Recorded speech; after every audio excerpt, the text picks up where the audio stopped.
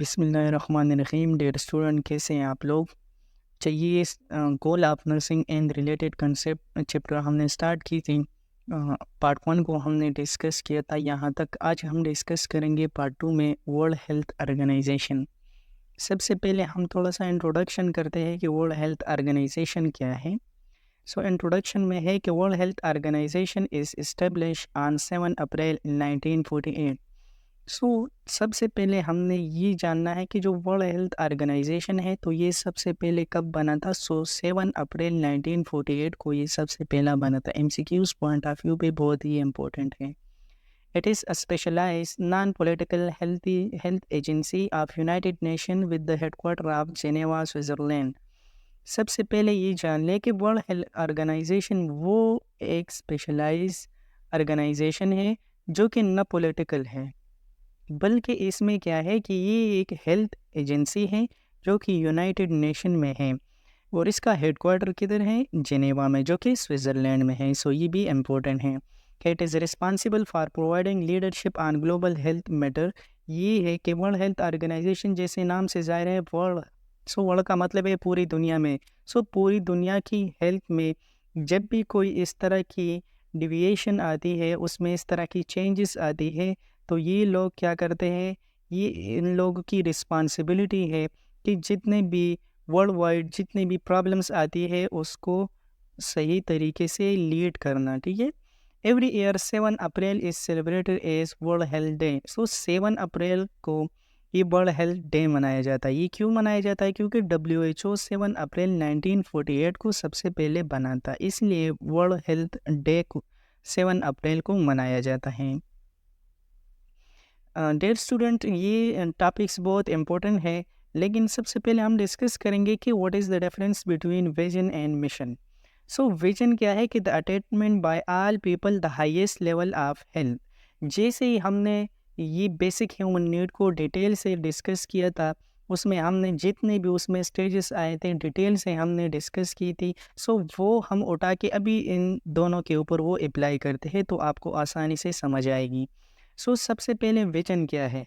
Vision का मतलब ये है कि जितने भी लोग होते हैं तो वो क्या सोचते हैं कि जितने भी उसकी हाईएस्ट लेवल ऑफ हेल्थ होती है उसको वो अचीव करें। इट्स मीन कि जितने भी लोग हैं कि वो क्या है कि सबसे पहले उसको फिजियोलॉजिकल नीड मिलनी चाहिए, सेकंड पे उसको सेफ्टी एंड सिक्योरिटी, थर्ड पे उसको लव एंड बिलोंगिंग, और फोर्थ पे उसको सेल्फ एस्टीम, एंड 5 पे उसको self actualisation. The highest level of health उसको क्या चाहिए? जितने भी लोग होते हैं तो इन लोगों का यही सोच होते हैं कि जो हाईएस्ट लेवल ऑफ हेल्थ है वो उसको क्या कर सके? अचीव कर सके। It's mean vision. यानी विजन क्या होता है कि जितने भी पीपल होते हैं अराउंड द वर्ल्ड, तो इन सब लोगों का जो हाईएस्ट लेवल ऑफ हेल्थ होती है कि उसको हमने अचीव करना है, उसको हमने अटेंड करना है, तो इट्स मीन कि इट्स कॉल्ड विजन। मिशन क्या है? To lead strategic collaborative efforts among people, states and other partner to promote equity in health, to combat disease and to improve the quality of and lengthen the life of all people of the world। Mission का मतलब ये होता है कि इसमें हम क्या है कि जैसे हमने विजन डिस्कस की कि जितने भी लोग होते हैं तो उसका ये प्रायोरिटी होती है कि हमने हाईएस्ट लेवल ऑफ हेल्थ को अचीव करना है। ये एक विजन है। अब ये मिशन में किस तरह अप्लाई होती है कि जितने भी मेंबर्स होते हैं किसी भी स्टेट के, तो वो कोलैबोरेटिव वर्क करते हैं। जितने भी उसकी पार्टनर होते हैं तो ये वो लोग क्या कर लेते हैं? वर्क कर लेते हैं। क्यों वर्क कर लेते हैं? सिर्फ हेल्थ के लिए, कि क्या हो जाए कि हमने हेल्थ को क्या करना है? इम्प्रूव करना है लोगों में, क्योंकि लोगों की विजन होती है और विजन को हमने कंप्लीट करना है in the form of mission. It's mean कि इसमें हमने क्या करना है कि जितने भी लोग होते हैं उनकी हेल्थ होती है, उसकी हेल्थ को हमने प्रोमोट करना है। और अगर आप हेल्थ को प्रोमोट करें तो उसी की वजह से टू कम्बेट डिजीज़, उसी की वजह से जो डिजीज़ होती है उसकी ज़ोर ख़त्म हो जाती है, उसको हम आसानी से वो हमें नहीं लग सकती। And to improve the quality of and lengthen the life of all people of the world. इसमें क्या है कि एक तो ये है कि जितने भी लोग पूरी दुनिया में रहते हैं तो इन सारे की जो हेल्थ होती है, ठीक है, उसकी हमने क्या करना है? इम्प्रूव करना है, डिजीज़ को ख़त्म करना है। और उनकी जो क्वालिटी ऑफ लाइफ होती है, सही क्वांटिटी ऑफ लाइफ नहीं, क्वालिटी ऑफ लाइफ, यानी क्वालिटी ऑफ लाइफ को हमने क्या करना है, इम्प्रूव करना है। क्वालिटी ऑफ लाइफ में जितने भी फिजियोलॉजिकल नीड आते हैं, यानी बेसिक जो नीड है वो सारी की सारी इस क्वालिटी ऑफ लाइफ में आती है। तो उसी की वजह से अगर आप क्वालिटी ऑफ लाइफ उनको प्रोवाइड करते हैं तो उनको डिजीज़ नहीं लगेगा, और उसी की वजह से जो उसकी क्या होती है, ज़िंदगी होती है, उसकी जो लाइफ होती है वो क्या लेंथन, यानी उसकी में इजाफा आ जाता है। और उसमें क्या हो जाता है कि जितने भी पूरी दुनिया में है, नहीं कि सिर्फ एक आप कम्युनिटी की बात कर लें, आप एक होम या हाउस की बात कर लें, बल्कि मिशन में जितने भी आप एक स्टेट की बात कर लेते हैं, तो उस स्टेट में जितने भी लोग होते हैं, तो हमारा विज़न ये होता है, मिशन ये होता है कि इसमें क्या करें कि जितने भी लोग हैं तो उसकी हेल्थ को हम इम्प्रूव करें ताकि उसको प्रॉपर तरीके से डिज़ीज़ ना लगे, और उसी की वजह से अगर उनको डिज़ीज़ नहीं लगेगा तो उसकी जो क्वालिटी ऑफ लाइफ होती है वो इम्प्रूव होगा, और उसकी जो एज होगी भी हम डिस्कस करेंगे कि जो नर्सिंग है ना, इसमें जो लोग प्रैक्टिसेस करते हैं तो ये प्रैक्टिसेस कहाँ से आई हैं। सो नर्सिस प्रैक्टिसेस एक्ट है जो कि ये लोग क्या करते हैं कि provide law that control the practice of nursing in E state. ये नर्सिंग प्रैक्टिसेस एक्ट बेसिकली ये काम करते हैं ना कि किसी भी स्टेट में जो नर्सिंग प्रैक्टिसेस हो रही है तो उसके लिए एक कानून क्या कर लेते हैं, नाफिज कर लेते हैं कि इन कानून के मुताबिक आप लोगों ने नर्सिंग में क्या करना है, जो प्रैक्टिसेस आप कर परफॉर्म कर रहे हैं किसी भी हॉस्पिटल या ऑर्गेनाइजेशन में, तो ये आप इस तरह करेंगे। ये एक उसको क्या कर देते हैं, एक लॉ प्रोवाइड करते हैं। Mandate that under the law only less and professional can practice nursing. अब क्या है कि जो नर्सिंग प्रैक्टिसेस एक्ट है ना, उसने एक कानून बनाया है और उसमें उसने ये मेंशन किया कि ये ज़रूरी है कि जिन लोगों के पास लाइसेंस होते हैं वो प्रोफेशनल कहलाएंगे, और जो प्रोफेशनल लोग होते हैं ना वो सिर्फ क्या करेंगे, नर्सिंग में प्रैक्टिस कर सकते हैं। All state now have a mandatory nursing practices act, कि किसी भी स्टेट को आप देख लें तो हर एक स्टेट जो है ना, उन लोगों ने अपने ही क्या एक कानून, एक एक्ट बनाई होती है किसके लिए, जो नर्सिंग है उसके प्रैक्टिस करने के लिए, ठीक है ना। Standard of practice identify the minimal knowledge and conduct expected from a professional practitioner based on education and experiences. ये क्या है कि स्टैंडर्ड ऑफ प्रैक्टिस क्या है कि जब आप प्रैक्टिस करते हैं, सो इट्स मीन कि अगर आपको प्रॉपर तरीके से एक लॉ प्रोवाइड होती है तो वो क्या है कि एक के मुताबिक कोई भी आप प्रैक्टिस करते हैं तो उसको हम स्टैंडर्ड कहते हैं, सही है। तो स्टैंडर्ड प्रैक्टिस क्या है कि इसमें क्या है कि ये हम इसमें बेसिकली आइडेंटिफाई होती है क्या, नॉलेज। नॉलेज आइडेंटिफाई होते हैं कि इसमें क्या है कि जो भी प्रोफेशनल प्रैक्टिशनर होते हैं वो क्या कर लेते हैं कि कोई भी ये वो क्या कर रहे हैं, प्रैक्टिस परफॉर्म कर लेते हैं, तो वो अकॉर्डिंग टू उनके पास जितनी भी एजुकेशन होती है और एक्सपीरियंस होती है, तो उसके लिए क्या है, जैसे कि ये जनरल नर्सिंग वालों के लिए अलग क्या है एक बनाई गई है, बीएसएन वालों के लिए अलग, एमएसएन वालों के लिए अलग, पीएचडी वालों के लिए अलग। तो जितने भी प्रोफेशनल प्रैक्टिशनर होता है तो उसके लिए क्या है कि जिनके पास जितने नॉलेज होती है, एक्सपीरियंसेस होती है, उसके पास जितने एजुकेशन होती है, तो उसके मुताबिक वो क्या कर लेते हैं, अपने प्रैक्टिसेस परफॉर्म कर लेते हैं। Nurses practices is guided by legal restriction and responsibility regulated by state nurse practice act. ये जो नर्सिंग प्रैक्टिसेस है ना, क्योंकि उसमें इन लोगों ने सारी की सारी बातें बयान की गई है कि ये अगर आप ये काम करेंगे तो ये इलीगल है, ये काम आप करेंगे तो ये लीगल है। तो ये क्या है कि ये जिन चीज़ों के बारे में आपको रिस्ट्रिक्ट करते हैं, इट्स मीन कि आपको मना करते हैं कि ये आप चीज़ ना करें, और आपको प्रॉपर तरीके से बताते हैं कि अगर आप प्रैक्टिसेस किसी हॉस्पिटल में करते हैं तो आपकी रिस्पॉन्सिबिलिटी ये है, जो कि कौन आपको प्रोवाइड करता है, एक स्टेट आपको प्रोवाइड करते हैं कि ये आप लोगों की प्रैक्टिसेस है और आप लोगों ने इसको हॉस्पिटल में परफॉर्म करना है। अच्छा, ये कंसेप्चुअल फ्रेमवर्क है फॉर जेनेरिक बीएसएन प्रोग्राम के। इसमें आप लोगों को बताते हैं कि आप फर्स्ट ईयर में कौन से, अगर फर्स्ट सेमेस्टर में हो तो कौन सा सब्जेक्ट आप पढ़ाएंगे। तो ये आप लोग खुद देख ले, ये इतना उसमें कन्फ्यूजन की बात नहीं है कि ये सारे के सारे आप लोगों को जस्ट सिर्फ कोर्स टाइटल बयान की गई है कि इसमें आप लोगों ने थ्योरी कितनी है और उसमें क्लिनिकल कितनी है, स्किल लैब कितनी है और टोटल क्रेडिट हावर कितनी है, ठीक है ना। अच्छा, तो इसमें आप लोग देख लेंगे FON, microbiology, anatomy, physiology, biochemistry, pharmacies, English, computers के लिए आप लोग की 6 क्या है कोर्स है बीएसएन फर्स्ट सेमेस्टर में, ठीक है, ईयर 1 में। तो इसमें आप लोगों की थ्योरी अलग होती है, उसमें क्लिनिकल अलग होती है, स्किल लैब अलग होती है। तो स्किल लैब और थ्योरी को मिला के आपकी टोटल क्रेडिट आवर बनती है, ठीक है ना। यानी इसका मतलब ये है कि आप इसमें प्रायोरिटाइज़ करेंगे कि कौन से सब्जेक्ट आपने क्या करना है, डिटेल से पढ़ना है, जिसमें आप लोगों को क्या हो, हेल्प प्रोवाइड हो सके और आपकी जीपीए इसकी वजह से अच्छी बन सकती है। तो ये फिर आप लोग देख लें, इसमें इतना कन्फ्यूजन की बात नहीं है, बिल्कुल आसान सी बात है इसमें, ठीक है ना। अभी हम डिस्कस करेंगे कि what is nursing. So, it is the diagnosis and treatment of human responses to actual or potential health problem। जिस तरह अमेरिकन नर्सिंग एसोसिएशन ने 1980 में ये डिफिनीशन किया है कि नर्सिंग का मतलब ये है कि एक पेशेंट आपके पास आए तो उसकी डायग्नोस को ट्रीटमेंट करना, ठीक है ना। किस चीज़ की डायग्नोस करना, किस चीज़ की ट्रीटमेंट करना, जो कि एक एक जो ह्यूमन होता है उसको जो डिजीज़ या प्रॉब्लम होती है, किस चीज़ की प्रॉब्लम, यानी उसकी हेल्थ में कोई इस तरह की प्रॉब्लम आ गई है, या तो वो एक्चुअल हो सकते हैं या पोटेंशियल। एक्चुअल मतलब ये है कि एक्चुअल एक चीज़ उसको लगी है, कि फॉर एग्जांपल क्या है कि उसको लंग कैंसर है, सो इट्स मीन कि वो उसको लगी है। और पोटेंशियल ये है कि वो रिस्क पे है, कि फॉर एग्जांपल कि वो क्या करते हैं, कि अगर हम एक एग्जांपल ले लें कि वो स्मोकिंग करते हैं, सही है। सो इट्स मीन कि वो रिस्क पे है कि उसको क्या हो जाए, लंग कैंसर हो जाए। तो इट्स मीन कि वो लोग जो स्मोकिंग करता है तो वो क्या है, रिस्क पे है। और इट्स मीन पोटेंशियल का भी यही मतलब है कि वो अभी रिस्क पे है कि उसकी हेल्थ में प्रॉब्लम आ जाए। सो नर्सिंग क्या है कि ये एक ऐसे पेशेंट जिसकी हेल्थ में प्रॉब्लम आ गई है, या एक्चुअल हो या पोटेंशियल हो, तो उस पेशेंट की आपने डायग्नोस और ट्रीटमेंट करना, ये क्या है, नर्सिंग है, according to American Nursing Association 1980 में। Nursing is the art and science that involve working with the individual, family, and communication to promote wellness of body, mind, and spirit। इसमें आप लोग देख लें कि नर्सिंग क्या है, एक आर्ट है या साइंस है आपके पास। साइंस मतलब ये है कि आप लोग उसके पीछे कारण देखते हैं, इसके पीछे लॉजिक देखते हैं कि एक काम आपके पास हो रहा है तो ये किस तरह हो रहा है। कि फॉर एग्जांपल अगर डाइजेस्टिव सिस्टम की अगर हम एग्जांपल लें, तो डाइजेस्टिव सिस्टम में जितने भी आपके पास जो फूड होती है उसकी ब्रेकडाउन किस तरह होती है।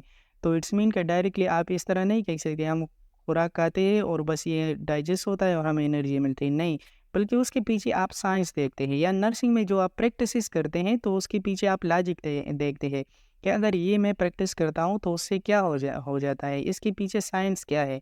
या आप क्या कर लेते हैं कि इस तरह की पर्सनल प्रोटेक्टिव इक्विपमेंट आप यूज़ करते हैं, पीपीईस, तो उसके पीछे आपको साइंस पता हो कि हाँ, ये अगर हम ये चीज़ यूज़ करते हैं तो उसी की वजह से जो कम्युनिकेबल डिजीज़ है तो वो क्या हो जाती है, उसकी स्प्रेड जो है वो उसकी चांसेस क्या हो जाती है, वो कम हो जाती है, ठीक है ना। और आर्ट क्या है कि ये आर्ट आपको मुख्तलिफ़ किस्म की तरीक़ों से आप पेश कर सकते हैं, कि जो नर्सिंग है ये आर्ट है। इट्स मीन कि ये जो आप फॉर एग्ज़ाम्पल कोई भी इस तरह की पेशेंट आपके पास आ गया तो उसको आप एक अच्छे एनवायरनमेंट प्रोवाइड करते हैं, उसको आप एक अच्छे बेड प्रोवाइड करते हैं, उसकी वजह से आप उनके साथ कम्युनिकेशन अच्छे करते हैं, उनको आप जो क्या है ड्रग्स हैं या मेडिसिन्स वगैरह है या इंजेक्शंस वगैरह in the form of injection और ओरली उसको आप प्रोवाइड करते हैं, उसको आप सपोर्ट देते हैं। So it's mean it's art, ठीक है ना। उसमें क्या-क्या चीज़ इन्वॉल्व है, इसमें आप individual, families and community to promote wellness of the body, mind and spirit. इसमें क्या है कि इंडिविजुअल किसी बंदे को आप ये सारी की सारी चीज़ें प्रोवाइड करते हैं, या कोई फैमिली हो या कम्युनिटीज़ हो, तो उसमें मेनली आपका एक ही मकसद होता है कि जो डिज़ीज़ है तो उसको अगर मैं प्रिवेंट करूँगा तो उसी की वजह से जो वेलनेस है वो प्रोमोट होगी। किसी भी बंदे को आप वेलनेस प्रोवाइड करेंगे तो उसकी जो माइंड होती है, उसकी जो स्पिरिट यानी रूह होती है, तो वो क्या हो जाती है, वो उसी की वजह से ठीक हो सकती है। तो it's mean it's a nursing, okay. अच्छा, और एक और डिफिनीशन है कि it is assisting the individual sick or well in the performance of those activity contributing to health और its recovery to peaceful death that he will perform unaided if he had the necessary strength, will or knowledge, and to do this is a such a way as to help him gain independence as rapidly as possible। देखिए, ये Virginia Henderson ने 1960 में nursing की definition की कि ये क्या है, कि नर्सिंग आपके पास ये है कि कोई भी आपके पास इंडिविजुअल एक बंदा हो जो बीमार हो, ठीक है ना, तो उसको क्या करेंगे, जो उसकी हेल्थ है आप उसको रिकवरी करेंगे, ठीक है ना।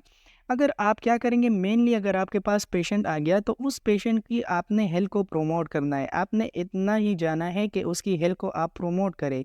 अगर आप हेल्थ को प्रमोट नहीं कर सकते तो उसी की वजह से आप उसको पीसफुल डेथ कर सकते हैं, दे सकते हैं, जिसको हम यूथनेसिया कहते हैं। सही है, ये मैंने आप लोगों को क्लास में बताया भी था कि जैक केवर्किन एक असिस्टेड सुसाइड था। वो क्या कर रहा था कि एक वो यूज़ कर रहा था नॉर्मल सलाइन, बारबिचुरेट यूज़ करता, पोटाशियम क्लोराइड और पेंक्रोनियम ब्रोमाइड, ये 4 चीज़ें वो मिला के नॉर्मल सलाइन में डाल लेते तो पेशेंट को लगा लेते थे, तो उसी की वजह से उसको पीसफुल डेथ प्रोवाइड होता था।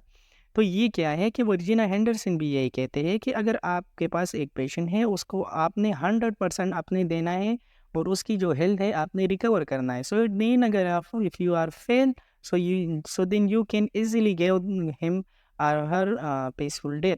ठीक है ना?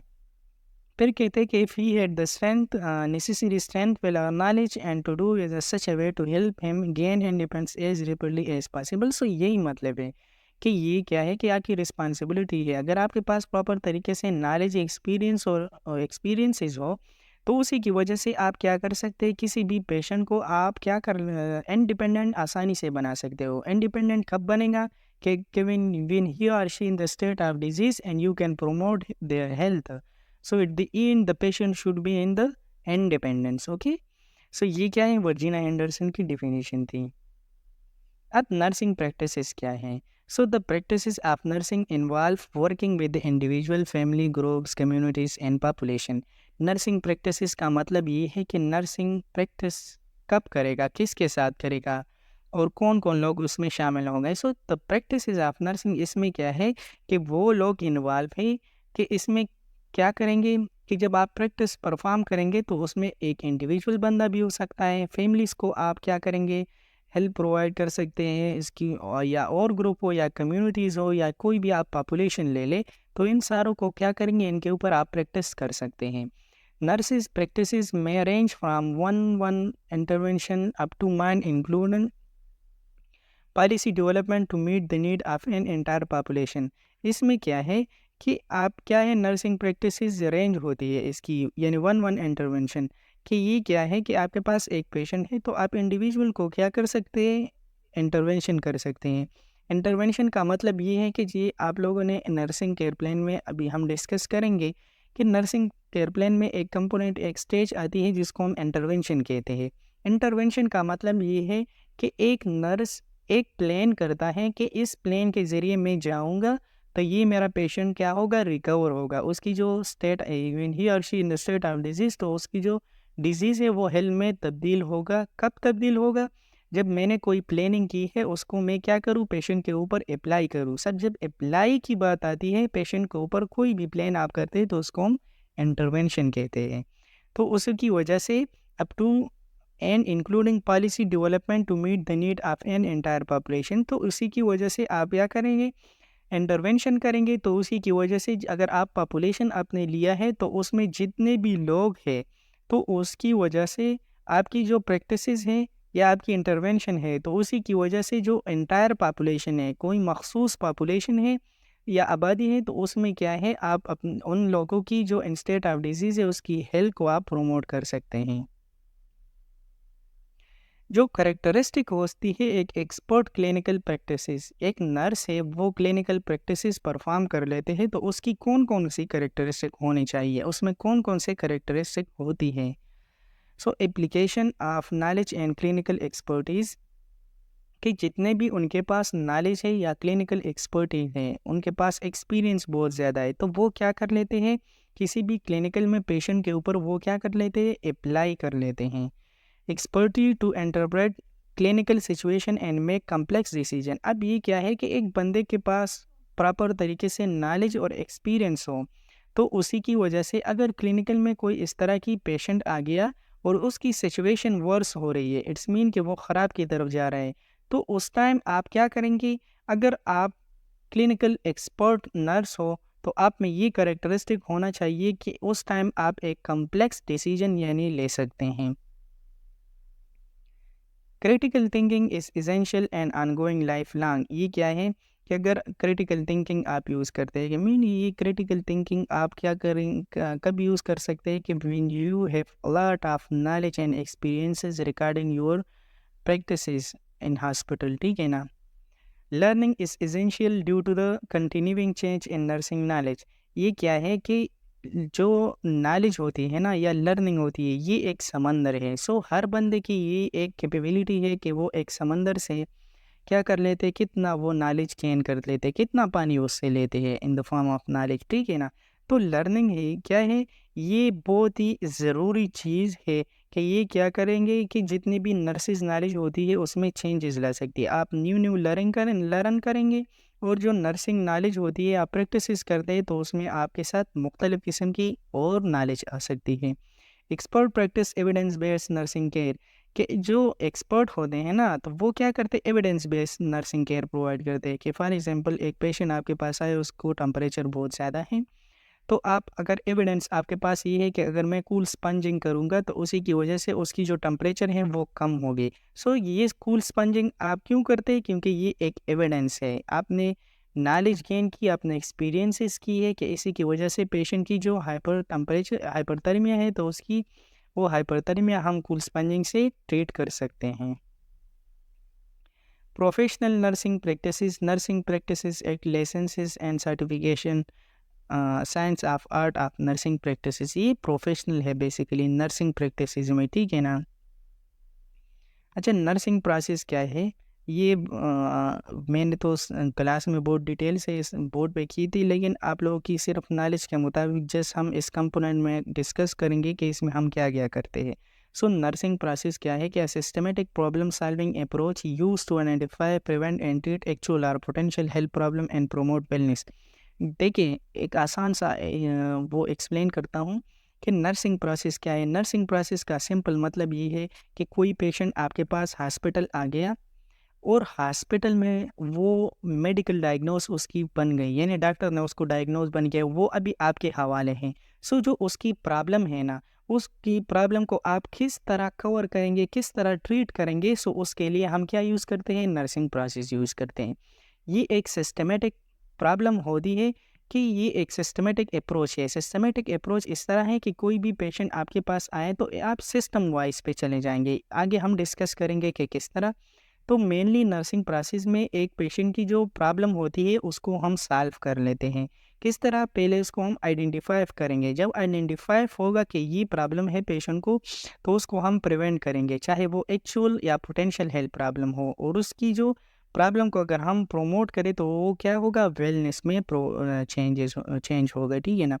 सो एक्चुअल, जैसे एक्चुअल किसी की बंदे को डिजीज़ है, पोटेंशियल मतलब है कि वो थ्रेट पे है या रिस्क पे है, जैसे हमने पिछले स्लाइडों में एक्सप्लेन किया।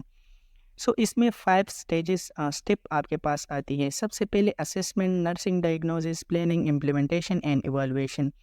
यहाँ पे सिर्फ आप लोगों को बताना चलूँ कि असेसमेंट में हम क्या कर लेंगे, कि असेसमेंट में हम द कलेक्शन ऑफ डेटा कर लेते हैं। कि पेशेंट आपके पास आ गया तो आप उससे क्या कर लेते हैं, डेटा कलेक्ट कर लेते हैं। तो ये क्या है, आपके पास असेसमेंट है, ठीक है ना। अच्छा, इसमें आपके पास सब्जेक्टिव डेटा होती है, ऑब्जेक्टिव डेटा होती है। सब्जेक्टिव डेटा हमेशा वो डेटा होती है जो पेशेंट आपको खुद एक्सप्लेन करता है, ठीक है, वो सब्जेक्टिव डेटा होती है। ऑब्जेक्टिव डेटा आपके पास वो होती है कि जो पेशेंट आपको चीफ कंप्लेन बता दे कि फॉर एग्जांपल मुझे टेम्परेचर बहुत ज़्यादा हो रहा है, तो आप थर्मामीटर उठा के उसकी आप टेम्परेचर चेक करते हैं। तो इट्स मीन कि ये आपके पास ऑब्जेक्टिव डेटा है, यानी ऑब्जेक्ट से निकला है कि आप ऑब्जेक्ट उठा के जो पेशेंट की चीफ कंप्लेन है उसको आप मेजर कर सकते हैं, ठीक है ना। नर्सिंग डायग्नोस क्या है कि आपने डेटा को कलेक्ट कर दिया, उसकी साइन सिम्टम आपने सब कुछ आपने क्या कर दिया, कलेक्ट कर दिया। अब आप देखते हैं कि ये साइन सिम्टम आप एक्चुअल डिजीज़ के साथ कंपेयर करते हैं। कि फॉर एग्जांपल कोई भी बंदा आपके पास आ गया, उसको शार्टनेस ऑफ ब्रेथ हो रही है, उसको टेम्परेचर बहुत ज़्यादा हो रही है, उसकी जो पेरिंग्स है वो स्वेल हो गई है। सो इट्स मीन कि आप डायग्नोस करते हैं कि अगर पेशेंट को शार्टनेस ऑफ ब्रेथ ड्यू टू पेरेंजाइटिस, यानी उसको पेरिंग्स में इन्फेक्शन है, इन्फ्लेमेशन है, और उसी की वजह से, इन्फ्लेमेशन की वजह से वो प्रॉपर तरीके से सांस नहीं लेते। तो इट्स मीन ये क्या है, आपकी नर्सिंग डायग्नोज है।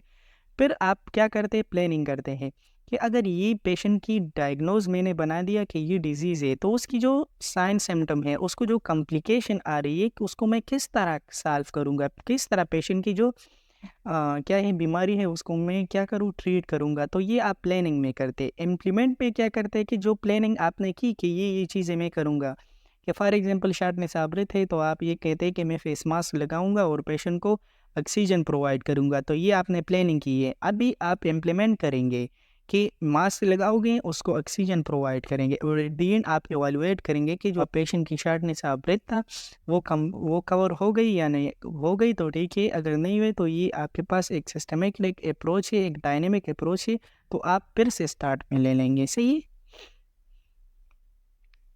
Historical perspective of nursing process. Lady Hall first referred to the nurse as a process in a 1955 journal article, yet the term was not widely used until the late 1960. 1955 में क्या किया था lady hall ने, सिर्फ ये explain किया था कि नर्सिंग क्या है, एक प्रोसेस है। प्रोसेस का मतलब ये कि सीरीज़ ऑफ एक्शन है, कि इसमें आप एक्शन करेंगे सो आप सीरीज़ बनाएंगे। जिस तरह हम सबसे पहले असेसमेंट करते और सबसे इन इम्प्लीमेंट करते, तो इसके दरमियान जो एक्शन है इसको हम सीरीज़ कहते हैं। सही, सीरीज़ ऑफ एक्शन कहते हैं और इसको एक नाम हम देते हैं जिसको कहते हैं प्रोसेस। सो लेडी हॉल ने ये कहा था 1955 में कि नर्सिंग एक प्रोसेस है। ठीक है, क्योंकि उस टाइम 1960 में अभी तक वाइडली यूज़ नहीं हो रहा था।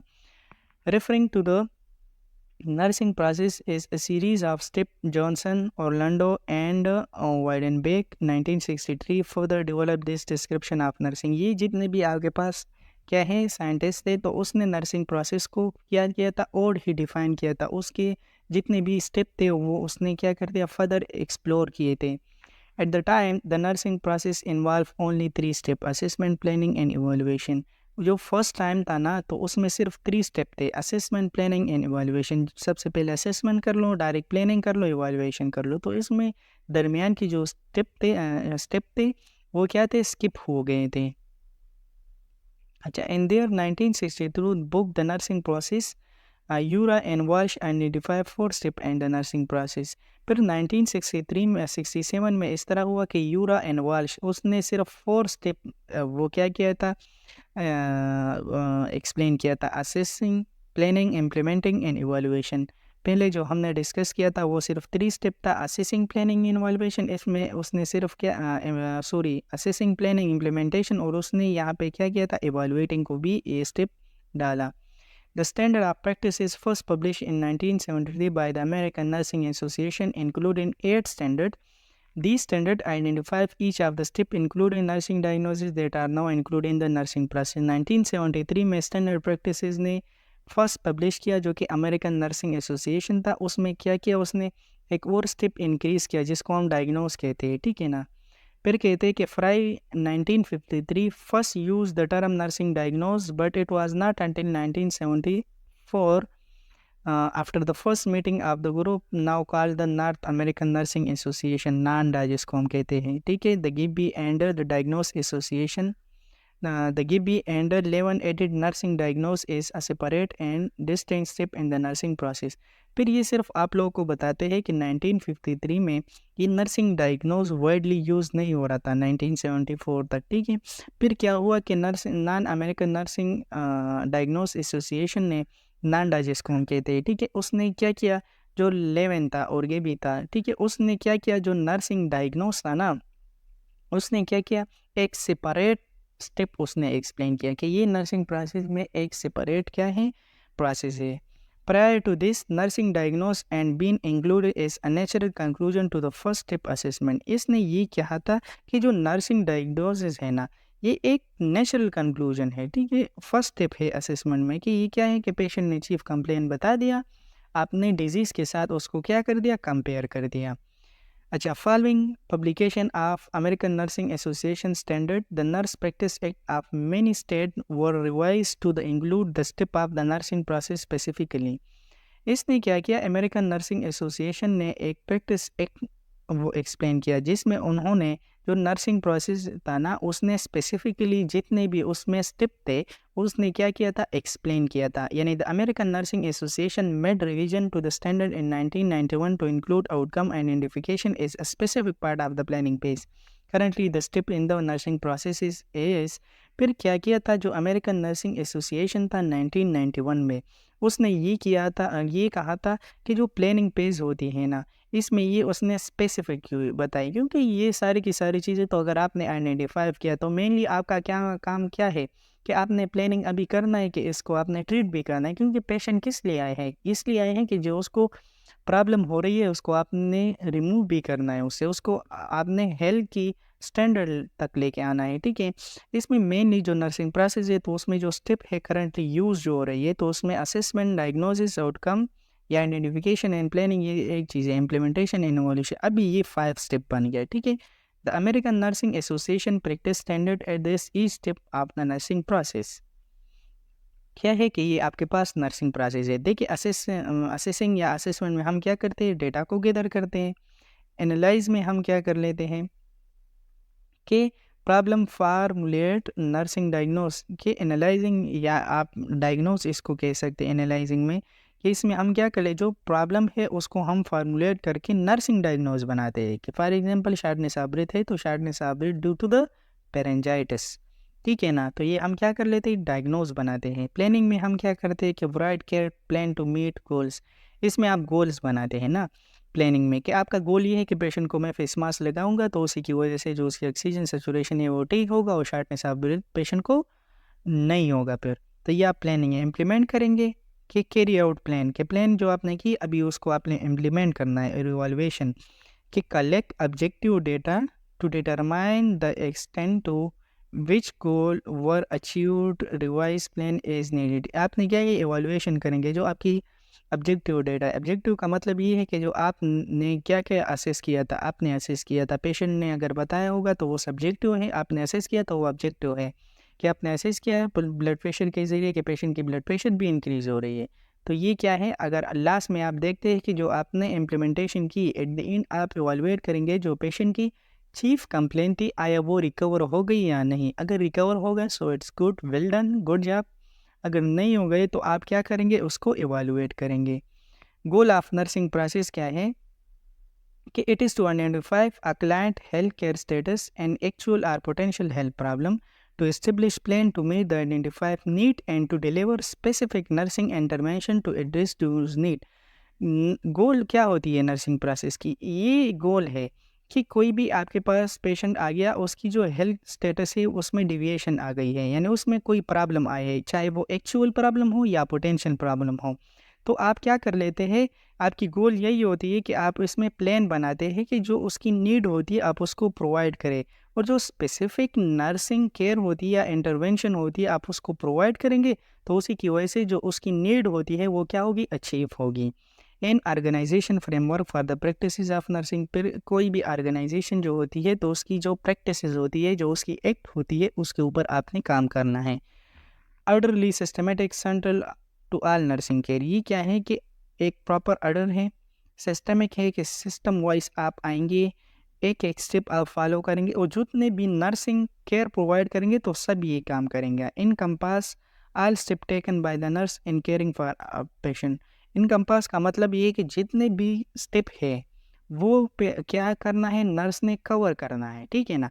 इस तरह नहीं करना है कि जब आपने असेसमेंट कर दिया, डायग्नोज भी बना दिया, अब आप और काम नहीं करते, आप प्लानिंग नहीं करते और प्लानिंग में इम्प्लीमेंटेशन, और फिर आप एडीन इवैल्यूएशन नहीं करते, फिर इनकम्पास नहीं होगा, इसको कवर नहीं कर सकते आप। सो मेनली जितने भी स्टेप होती है आपने सबको क्या करना है, फॉलो करना है। So this was all about today lecture. Thank you so much.